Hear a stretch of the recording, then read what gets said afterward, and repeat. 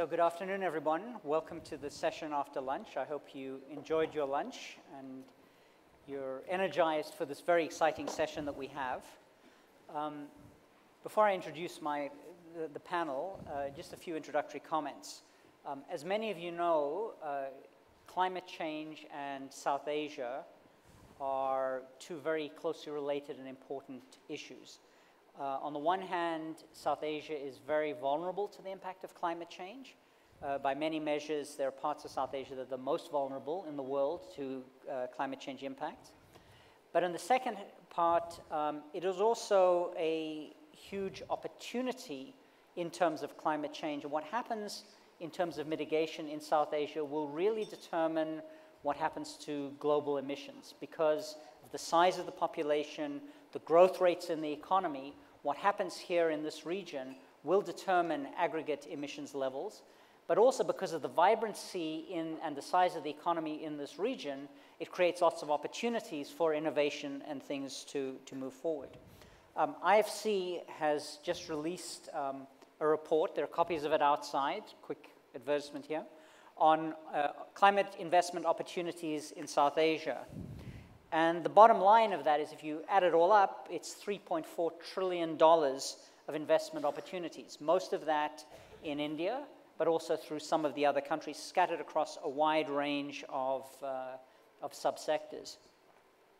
When you think about implementing those opportunities, this is not going to come from the public sector. It's going to come from the private sector. It's going to come from private sector investment, private sector activities. But the private sector cannot do it alone. There's policy things that need to be done on the public sector side, and that's one of the topics that we're going to be discussing. If you think about, and if you talk to the private sector in the region, IFC did a survey, and 85% of the businesses surveyed said that they're concerned about climate change and they see this as an important part of their business.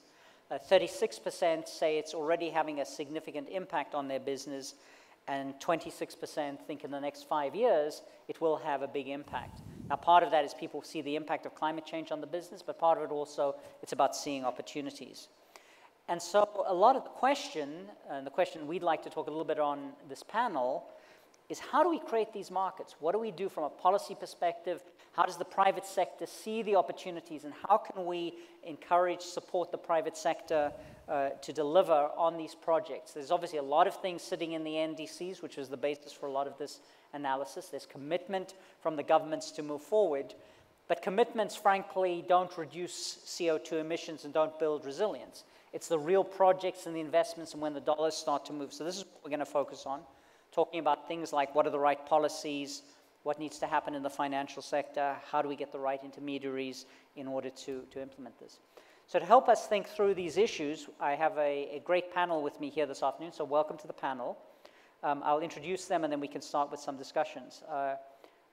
Vasha Purandare is the Managing Director and CEO of SBI Capital Markets. She's had a long career in the financial sector, in particular with SBI. Bharat Salhotra is the Vice President for Sales and Business Development Asia Pacific for Alstom. He was previously the MD for Alstom India and has a long career in the transport sector with a particular focus on railways, but also other subsectors. Third, we have Ajay Mathur, who is the Director General of TERI, which most of you know very well. He's had a long career in TERI, in the Bureau of Energy Efficiency, and at the World Bank. Then we have Saurabh Kumar, who's the Managing Director at EESL, which has basically revolutionized the energy efficiency industry in India, starting with LED light bulbs, but moving on to street lights and other appliances. And he's had a long career in various revenue positions on income tax in the Power Ministry and the Bureau of Energy Efficiency. And finally, on the end, we have Alka Upadhyay, who's Assistant Vice President at Tata Sustainability, who is a metallurgist by training and spent most of her life in the Tata Group working on engineering and metallurgy issues. So welcome, panel. I think we're really privileged to have people here who have a wide range of experience in the area of private sector involvement in climate change related issues. What I'd like to start with is, maybe I could start with Saurabh Kumar on energy efficiency. Maybe you could tell us a little bit about what EESL's role has been essentially as a market maker, and how have you set about to make markets? What are the opportunities you're creating? What are the lessons for success in this kind of endeavor? Thanks, John. Thanks for this introduction. Well, ESL was created about 7 years ago as a market maker, and the whole idea was, while there is a very strong policy and regulatory environment because of the Energy Conservation Act and whatever the Bureau of Energy Efficiency had done since 2001, but the real investments in the sector were not happening. So what we started off about 4 years ago is now what we call a model which is pay-as-you-save model. Essentially, what we did was, you don't have to pay, it's a traditional ESCO model where you don't have to invest anything upfront, and you pay a part of your savings. And we also made sure that we incentivize all stakeholders.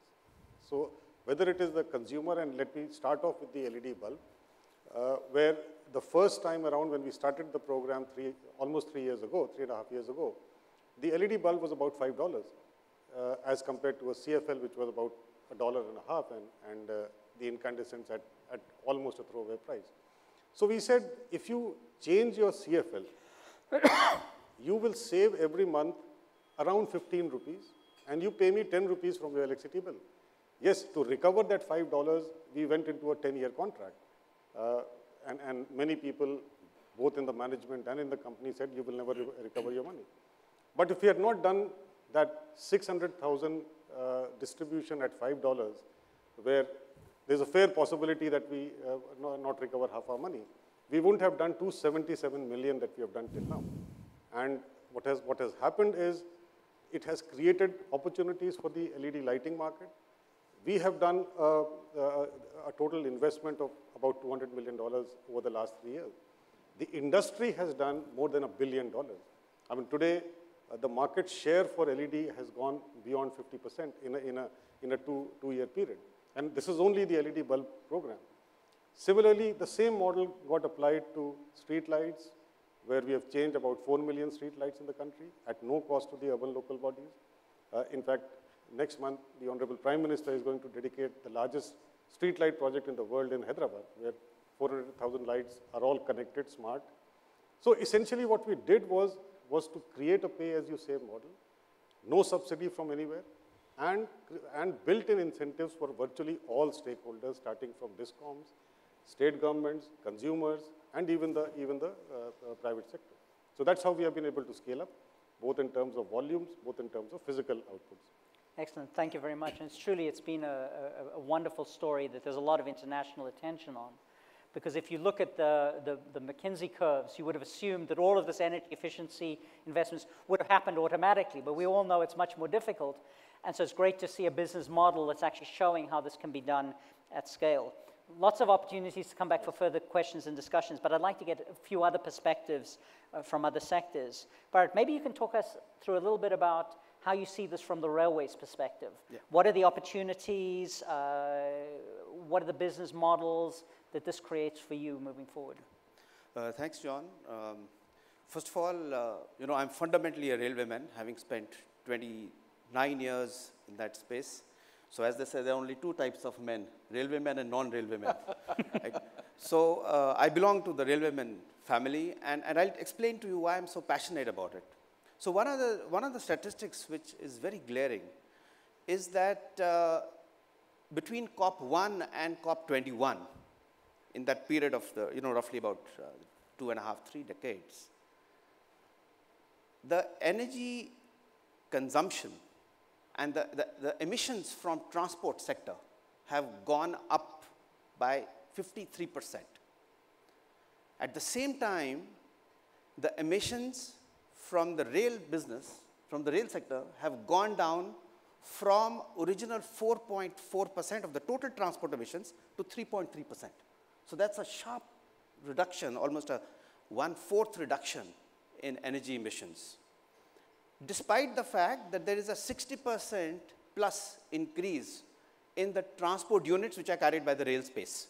So you put that on the one side, and then another important piece being that if you look at the total space which is covered by the highways, and you compare that with the space covered by the railways, you discover that the roads take 27 or I think 37 times more space than the railways do, and yet the railways, the roads carry only 9 times more traffic.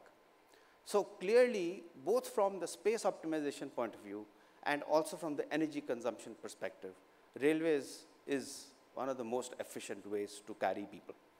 And as we see, and this demonstrates the huge innovation that is happening in this space.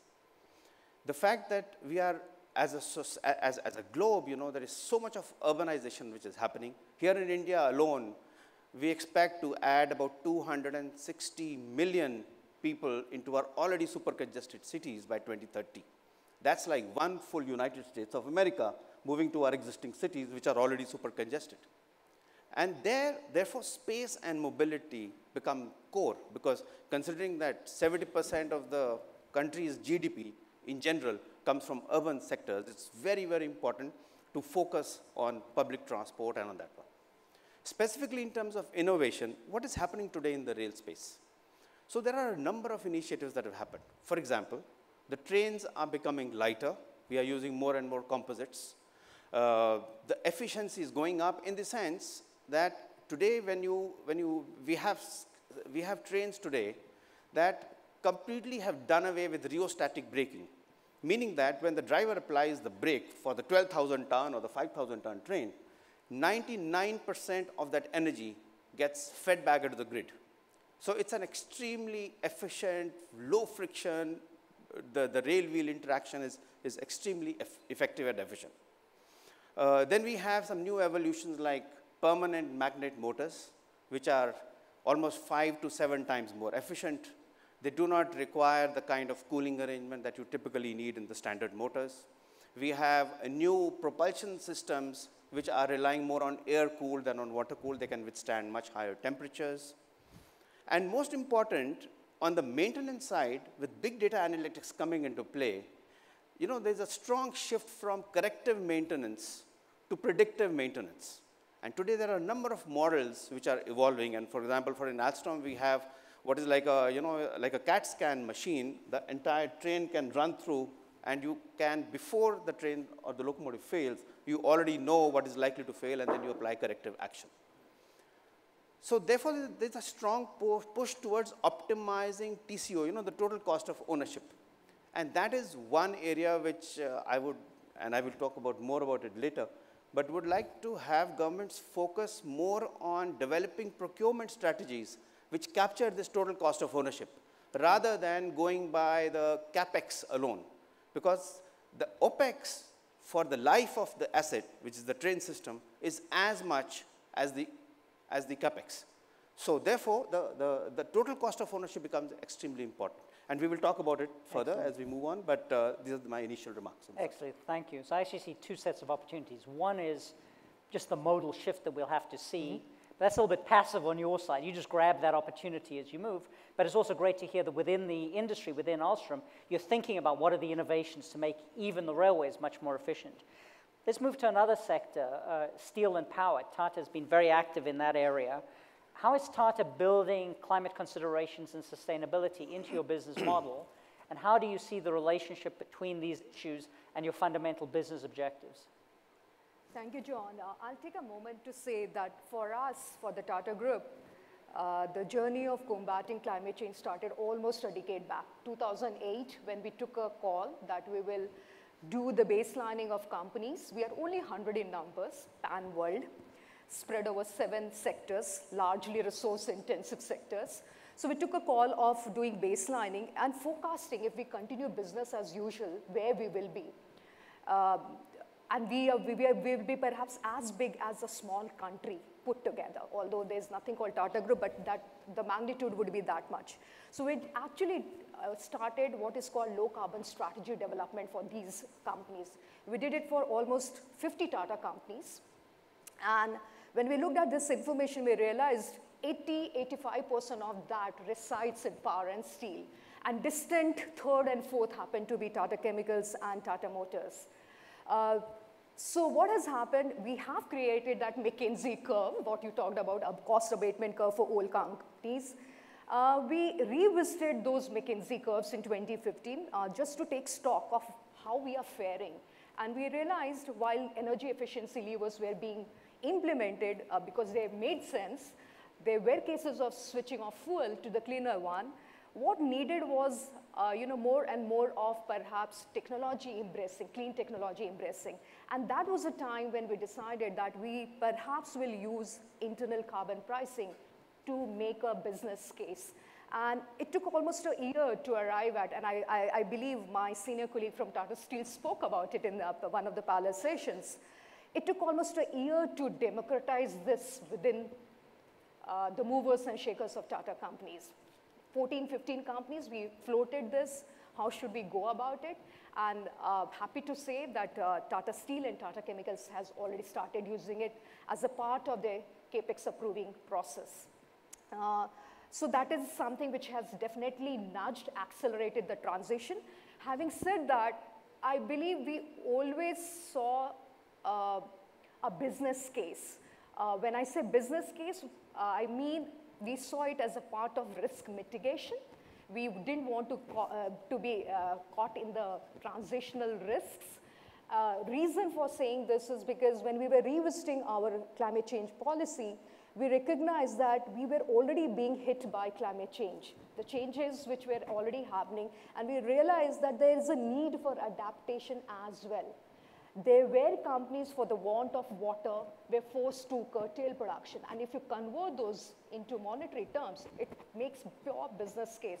So we took a call that just not mitigation, enhancement of mitigation is required, but also perhaps we need to do something around vulnerability study for Tata companies, largely into those states where we have significant presence. And we have started that journey. So for us, it's a pure enterprise, it's a risk management. Risk, if we don't prepare well, we'll be doing more of a crisis management. We rather do risk management than do a crisis management. So that has been the rationale which we have embraced. And so far, it's sort of helping. Excellent. It's really good hearing you talk about this, because as you've talked about what you've done, you haven't said the rationale is the good of the planet.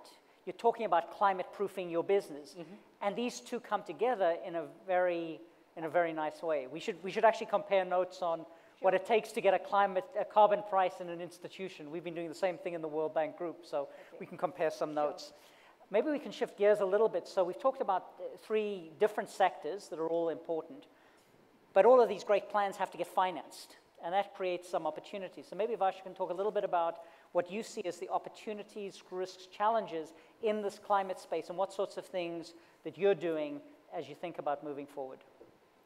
So I think before I talk about what are the opportunities and challenges which are being faced by SBI and SBI CAPS, I'll talk a little about what SBI is doing, because we are also doing a lot in this sector. So SBI, as we all know, is probably the predominant banker in our country. We hold almost 23 to 25% of the market share in banking industry. And we are very proactive to the climate sustenance. As SBI, we have way back 2009-10, we've put in 10 windmills of our own all across the countries for use by our various branch networks. We've also put solar panels on many of our own blocks where we own the structure. Then we are also putting up, we've already put up 1,200 ATMs, solar ATMs, because solar ATMs is something that we are driving very fast. Till March 17, we have put up 1,200 solar ATMs, and we are still in the process of putting a lot more. We are going digital. ensuring that we save on the carbon emissions. We are also trying to ensure that we use all these LED and other equipment so that we do the energy conservation. So this is as SBI that we are trying to take all these initiatives. Now, coming to the question about opportunities and what are the challenges, I think all of us know that the Prime Minister has come up with this 175 gigawatt of green energy to be achieved by 2022. And just recently, the Power Minister has come out with a very detailed plan for the next 2-3 years as to how much of this will happen in the next 2 years in green energy, in solar energy and in wind energy. So of the 175 gigawatts, 100 is supposed to be coming out of the solar and 60 is to be done, 100 gigawatt is by solar and 60 by the wind. Of the 100 gigawatts, 60 gigawatt of solar is by the solar mounted, and 40 is to be through the rooftops. So there is an immense opportunity available over here for the renewable energy, and they have also come out with month-wise, year-wise capacity bid out that the Power Ministry will be doing in the next 3 months or 4 months of the remaining 4 months of this calendar year and in the next 2 years. So they've come out with a very detailed plan. I don't want to give too much of that over here. Now, this gives both the investors and the financiers great opportunity to look forward to plan out how they propose to go investing in these projects over the next 2 to 3 years. There are various avenues of financing are today available for the green renewable energy. One of the major ones is, of course, the bank credit, which I think is a predominant one today for the renewable energy, both solar and windmills. There are the various kind of bonds that are coming up, the green bonds, the municipal bonds, the blue bonds, which from the debt market, which can be used. There are a lot of lines of credit which are available from the multilaterals to the financial institutions, and here I can mention that SBI Capital Markets has made available to State Bank of India a line of credit from World Bank of $648 million over a period of 15-20 years, and because of which SBI is ready today to finance rooftop solar projects. This is for rooftop solar projects. They are ready to finance the rooftop solar projects at a rate of interest which is very competitive. It is ranging between 30 basis points over their MCLR to 50 basis points over the MCLR. And this kind of rate probably would not have been available but for the line of credit obtained from World Bank. We've also been able to give State Bank of India a line of credit from EIB of 214 million US dollars. This is for the ground-mounted solar projects. So these are the various finance available to the promoters to put up the projects. And I have already just suggested what is the government doing and has given a 2 years way forward for the various projects that they propose to bid out. So here is a great opportunity for everyone to invest. However, that having said, let me also say that although there is enough availability of funds with the banks to fund, not many projects are being able to use those funds or access or are available to the projects. Now, the reasons are many, the challenges are many. The first and the foremost is the viability of the project. And this is one of the major concerns that many of the bankers are having, because banks are ready to finance, they are ready to finance viable projects. They are ready to finance sustainable projects. But today, many of the projects are becoming unviable for two reasons. One of them is the aggressive tariffs that are being seen in the markets. In the bidding process that we have seen, we've come to less than 2.5 in a few cases. And therefore, and this coupled with the variations in the cost of the equipment that is being put up, I think is leading to a lot of concern to the bankers about the viability of the project. And if the project viability is not there, then the risk is too high for the bankers to finance. The second liability, the second concern that the bankers today have is the off-takers' liability. We've seen that there is a lot of noise that is happening even today about some of the PPAs being reworked or being asked to be reworked. Now, if a project has been put up at a certain cost with a certain period, with a certain PPA rate, and if we renegotiate those rates on the downward side, I think the viability of the project is at stake, and definitely the bankers become very worried. So the off-takers risk is another one issue that we are facing. Of course, the DISCOM's finance position is another one, because you do not know, although a lot has been done under Uday, I still believe that the DISCOM's financial issues still stand, and that is one worry that the bankers have while investing or for funding these. One more major issue, and I think it may be a little too basic, but I want to give the granular detail as to from the banker's point of view when we are funding. And this is another one, is that there is no standardization in the imported solar panels that are coming in. Particularly in the solar industry, I think more than 90% of the panels are imported panels.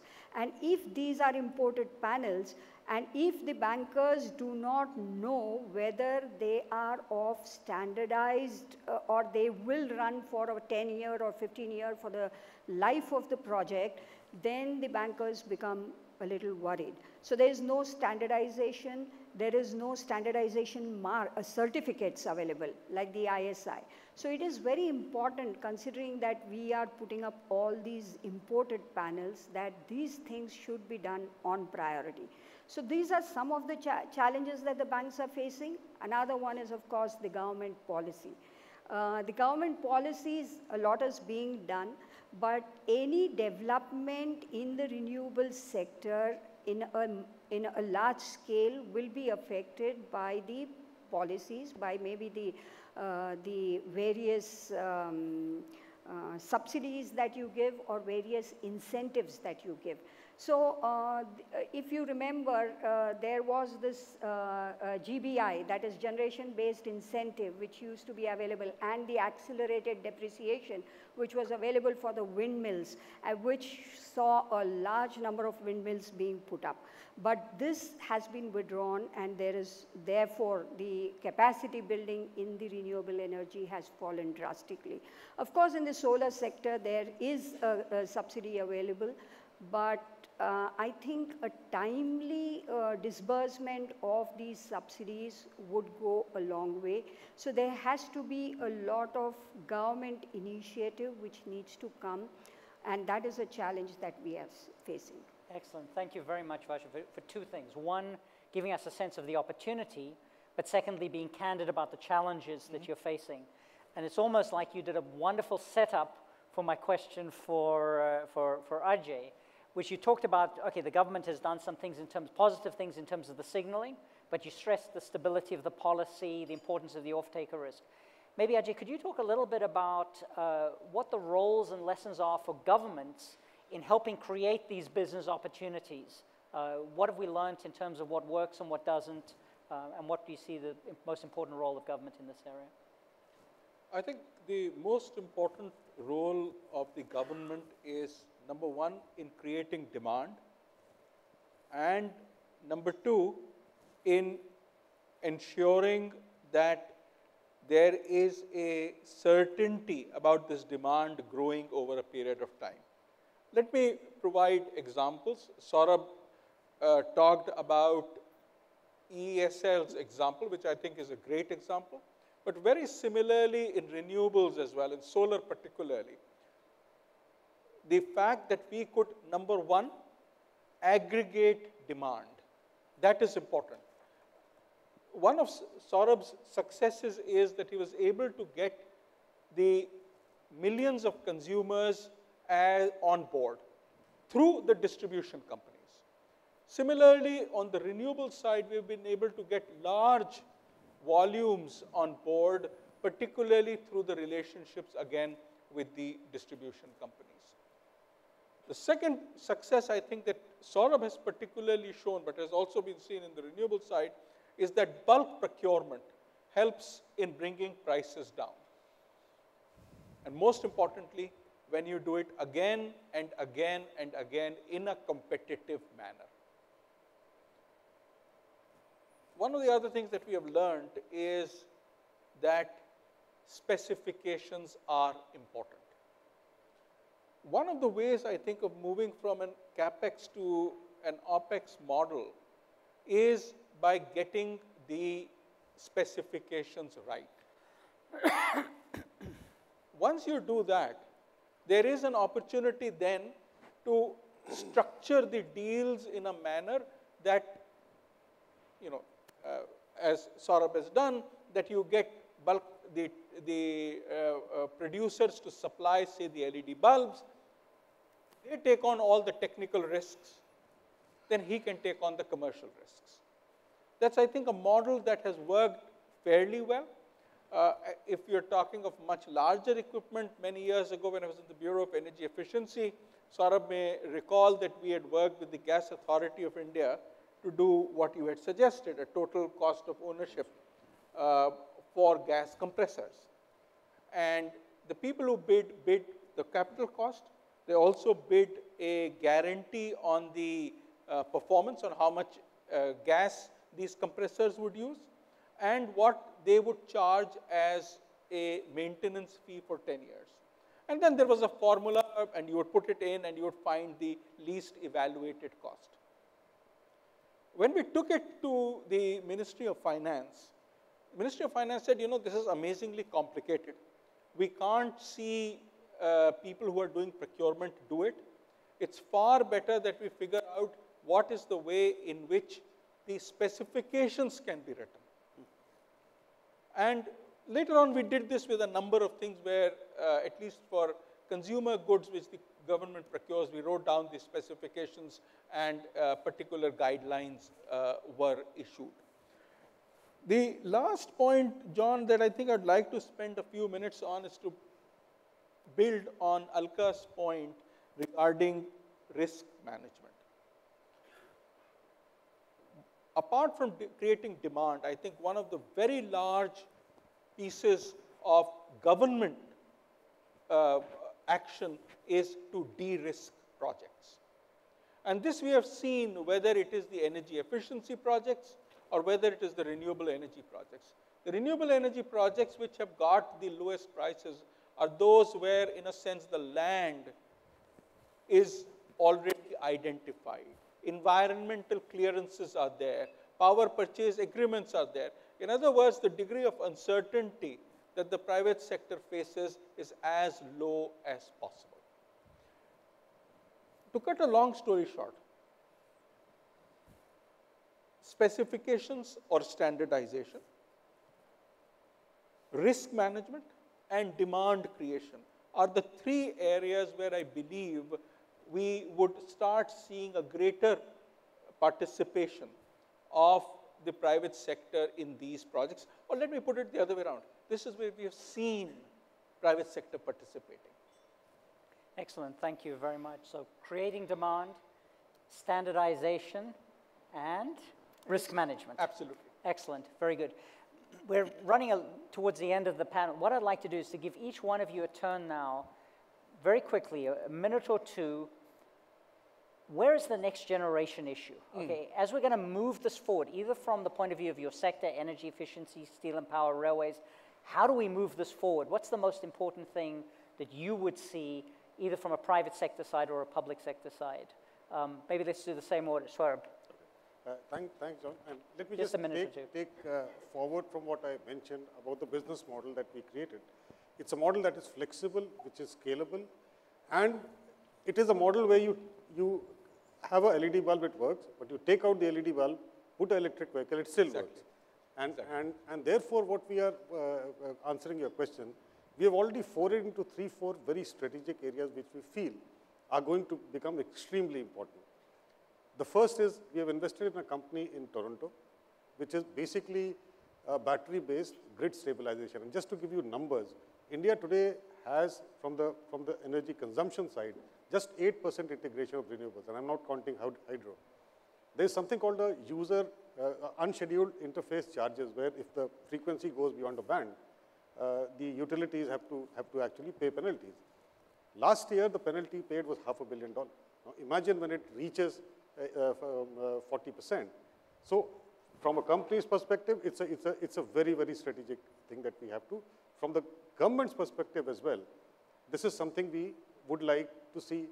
And the project there is based on a service model again. So, it can then be replicated by the private sector.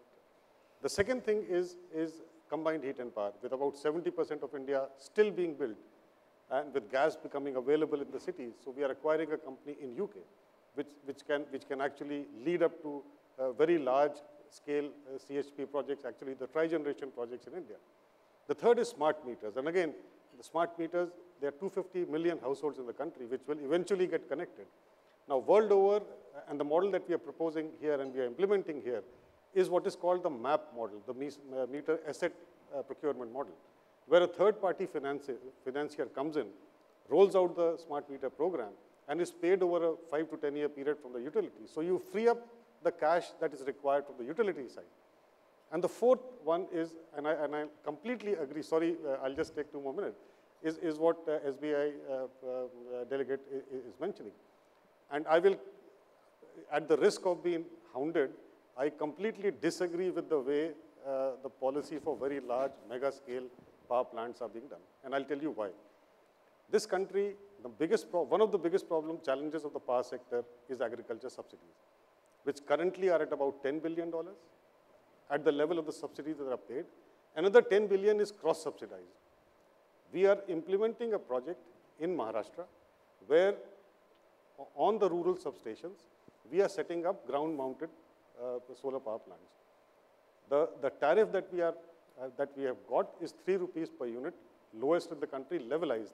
So this 244 is not a levelized tariff. First year tariff. It's a first year tariff. The levelized tariff is anywhere between 4 and 4.5 rupees.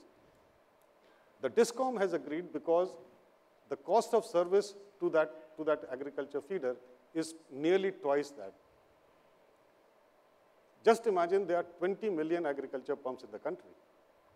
Taking an average load of 5 kilowatt, you can push 100 gigawatts of solar in areas which will A, free up the losses that the DISCOMs have, the need for subsidies, and there is no other requirement. So we have looked at it from the company's perspective, what is the strategic focus.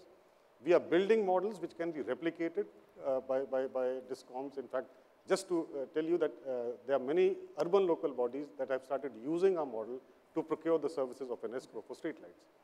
Right, so excellent. So I should take 3 things from that. Number 1, keep pushing the frontier of technology and opportunity. This is too important to stand still. Number 2, think about the business model that actually creates the market and allows you to go. So it's not just to do a deal, but create the market. And then third, it takes everybody working together. You can't just do something in one individual sector, in one company. We have to get the policy environment right. And even though you're talking about essentially energy efficiency, agricultural policy is absolutely critical to make this thing work. So finding ways to work across the silos is critical to drive it forward. Bharat, some thoughts very quickly from you, next generation. Yeah, so my view is that for whatever has been committed in the COP21 and the COP23, etc., which just happened, I think it's very important for us to recognize that transport can play an extremely important role in meeting or in achieving the 2% degree temperature reduction deadline. To do that, it's very important to define and to have the right type of policy frameworks to make sure that public transport is incentivized as against private transport. And even in public transport, to move away from fossil fuel-based type of technology to non-fossil fuel-based, electrically driven transport. In India, we see a lot of initiatives happening. For example, on the railway side, about 40,000 kilometers of track are proposed to be electrified. Of course, for a reason which is not related, which is, of course, will have an impact on the climate change, but ostensibly to reduce the energy bill by about $1.7 billion year on year. So that's one shift that we are seeing here. But most important, I go back to the point of standardization, which has been raised again and again. Very often we have seen in the space that we are operating in, every single city wants a new, nice-looking, different train set, for example. So Kochi train looks very different from Lucknow train, looks very different from Chennai train. And every time there's a tender which is floated, and these are small quantities because these are tier 2 cities, you go back to the drawing board to redesign the train. Now, if at a corporate level, if at a national level, we can standardize, we can establish standards and standardize the specifications, which is, Mr. Mathur, what you mentioned, I think it will go a long way to not only to reduce the cost, but also speed up the implementation of some of these very critical infrastructure projects, which are so vital for not just for climate change, but also for country's future. Excellent. And therefore, it's very important to then also to look at the government-private interface.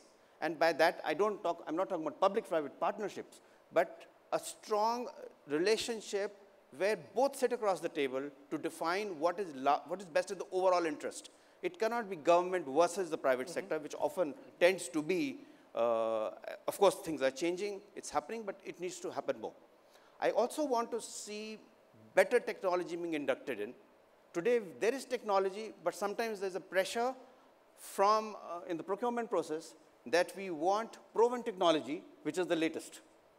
So you want a technology that is proven for 10 years, but yet it should be the latest. Now, that is kind of not compatible. And so there, again, a little bit of, redesigning of the procurement practices, I think, is very important. Excellent. Thank you very much. So I think this idea of a government role in the procurement process, managing this interface, but also you've come back again to this issue of standardization. Doing things on a tailor-made basis is good when you're starting out, but with the scale and the speed that we need to move, we need to get some degree of standardization and harmonization. Maybe from a Tata perspective, as you look forward, you've talked a little bit about what you're doing now, but as you look to 2030, 2040, what do you see as the really big issues? And you talked about how you've mainstreamed this within the organization. How do you drive this further? Oh, here I was thinking you'll ask me the same question. But let me in any case say two things. So what Ajay and Saurabh have been talking about, we believe there is a need for much comprehensive and coherent policy on this subject. And I'll cite one example why I'm saying this. Our company, Tata Motors, has caught up. They leapfrog into BS6 and also do EV. Yeah. So this sort of dilemma keeps coming to various sectors. But what we are doing, and I'm just mentioning it as a group, we are trying to change mindset to some extent, focusing capital on long term. Our chairman is a founding member, is a board member of FCLT. So what we are saying, can we think of beyond the short-termism, quarterly results, and look at what you just now said, total cost of, service or product.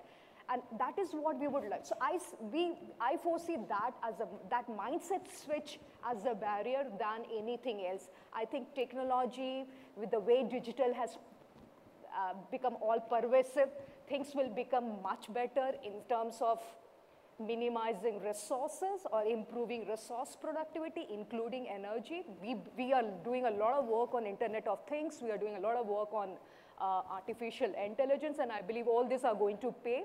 However, the mindset change from short term to long term, so focusing allocation of your capital on long term things will take time, and this is where we are working.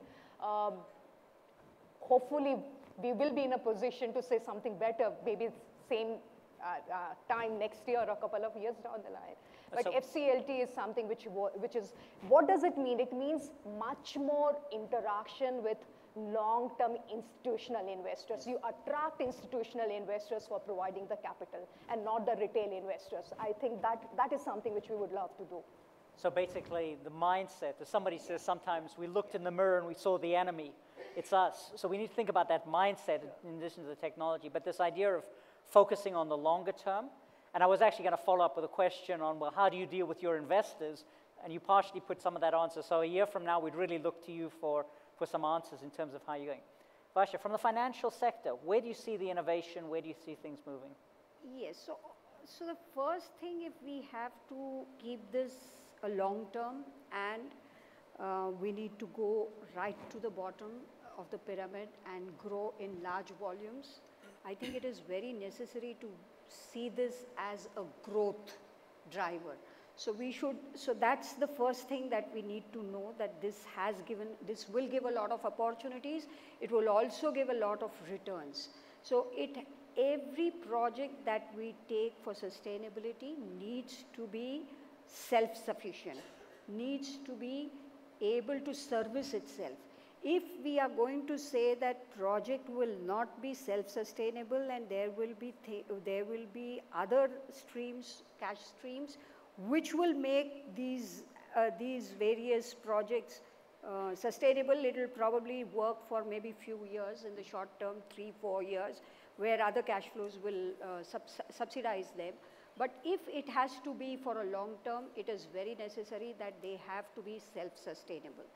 The second is that probably we will have to, as bankers and financiers, we will have to keep being abreast with the recent changes that are happening in technology, in the kind of products that are coming up, and build models which are not the standard models that we use as bankers today, to ensure that we are able to understand the risks, mitigate the risks, and still finance them.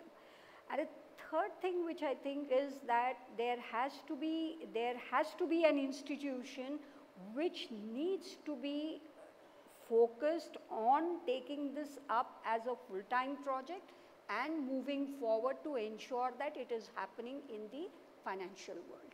Excellent. Thank you very much. Ajay, thoughts from you. How do we accelerate the involvement of the private sector in some of these areas? The short answer is certification of the more sustainable products. The longer answer is, as we move into a future where we would like consumers or businesses to use the more sustainable option, we need to be able to differentiate it from the conventional option. So Saurabh uses, for example, he creates the difference, whether it is an LED, whether it's a solar pump, he creates the difference. But certification can also be created through labels. For example, the star labeling system that you use for energy efficiency. But if you want, and I'll use Alka's word for it, if you want mind change, there has to be a process through which the consumer or the business who's buying it is very clear that this particular product is the more sustainable one. If you have a process,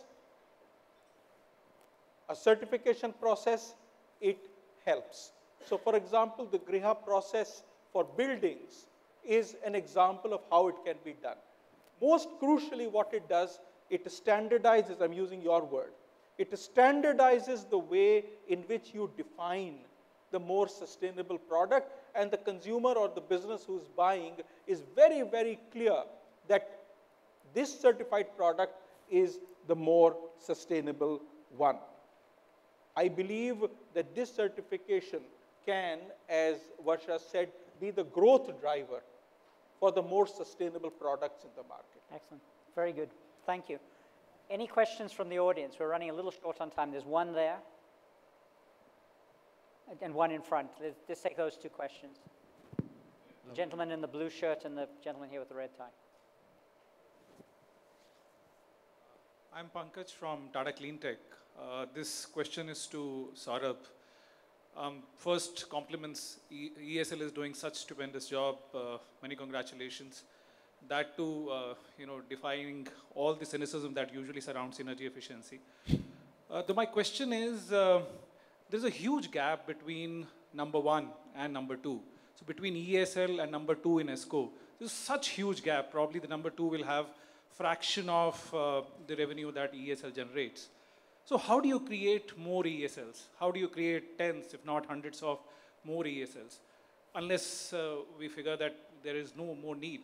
But given the potential that it is, I thought it is important to create so many more ESCOs. How do you do that? Excellent. Very good question. And I think there was a question in front. Hello. There's a question. Yeah, so thank you. So my name is Bhartendu. I'm from Autogrid. My question is to Varsha. So we've been talking about having a CapEx to OpEx model by having asset companies that will drive standards, costs, quality, and lease out instead of requiring a CapEx payment. And I think, it's a great model and ESL has proven that, but why is it yet to take off? I mean, what is holding back the banks from enabling that, or the banks with the government from enabling that and making it a standard? I mean, just as an example, the energy meter market last, 10 years, it's held the promise, but because of the risk of payments and the volatility in the standards, it's never taken off. And it could have been enabled, quite easily by having a centralized standardization and asset management company which converts the CapEx into OpEx. So that's just one example.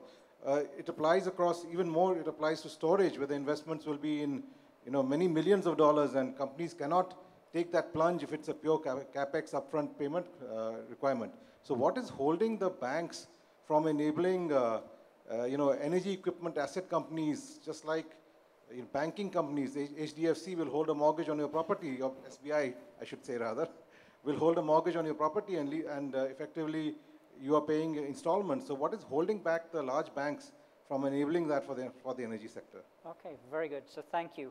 Saurabh, how do you create some competitors for yourself? Thanks, Pankaj. I think it's a very timely question, and this is something that we deliberated during Inspire as well. But let me tell you what we have done. In the state of Andhra Pradesh, we have created an ESL where the entire company has been set up. We are a part of that management structure as well. And we have not just set it up, we have also given them work so that they have a steady stream of revenues. We are working with many other states to enable these kinds of state kind of owned entities. But one of the things, John, and let me say, and which came out quite clearly from the deliberations in the Jaipur event, is that what is needed is equity. Yes. Equity. I mean, equity has to come in from somewhere into the energy efficiency sector, because all other ESCOs do not have that financial strength. And therefore, if we go to Varsha ji, she will probably not be very keen on funding a street light project with a very small ESCO. So I think that is something that we need to ponder, and it's a right platform with World Bank, IFC, and other financial institutions. How do we get equity into the sector? It's actually Excellent. the ROE. Varsha, Yeah, so going from CapEx to OpEx models, Right. what's holding you back? It's the yes, ROE so which is I missing. think part of it you yourself replied as to why we are not ready to fund, because of the simple see, what does a banker look? Banker wants that he is today loaning the amount and tomorrow he wants back the principal with interest. That's the simple underlining part of it. And if as a banker A, I do not know whether your costs tomorrow are going to come down from 1 today to 0.8 and 0.5, and there are going to be other competitors who are going to bring down the PPA from 7 to 2 or 3, and whether your PPA will stand for the period of time that is available. Where's the cash flow available? Where is the certainty of the cash flow based on which I fund to a project? This is the basic assumption that I do when, as a banker, we fund. We project the revenues that the project will generate at what capacities and how that will repay our loan, maybe within 10 years, 12 years, 13 years. If the costs are going to change, if the revenues are going to change, the first person who is hit is the banker, because he is already lent and there is no way he can get out of it. So that's the major reason that we insist, because we cannot see the cash flows today available, we insist that we will do the financing today only on the balance sheet. And if I do it on the balance sheet, I need the equity. Good. Ajay, you wanted to come in? Varshaji, I'm sorry to put you on the spot, but one of the challenges is, do you think the banks will move to a future where after you have done 2 or 3 or 4, the banks get the learning on when does it make sense to lend on a cash flow basis? Is that possible? The reason I ask is then one could think of a risk guarantee mechanism to give comfort to the banks in the medium term. So actually, that is exactly what we as SBI CAP are talking to many of the multilateral agencies to bring down the cost for the bankers. If the bankers can get a partial guarantee or a first loss guarantee, probably the bankers would be ready to lend. Okay. And if the bankers are ready to lend at a lower cost, the project becomes viable. So this is one of the things that we are working both with World Bank, with IFC and many other multilateral agencies, exploring the possibility whether they can go to the bond market either through credit enhancement so that their ratings go up, their cost comes down, either through partial guarantees or through first loss. So definitely if bankers look at a sustainable cash flows available, I think bankers will definitely look. The initial stages, somebody needs to help them out with that first loss. So I think this is a really interesting discussion. I wish we had a little bit more time, because in some senses it almost encapsulates the challenge and the opportunity around climate change. Because the green future, when we get there, will be really attractive. We can really see how this will create opportunities to make money and to create a better world. The challenge is that in the short term, it has incremental capital costs in the short term in an environment where we're capital constrained and operating on a traditional balance sheet basis has its constraints going forward. So how do we move from where we are to where we want to be in the future?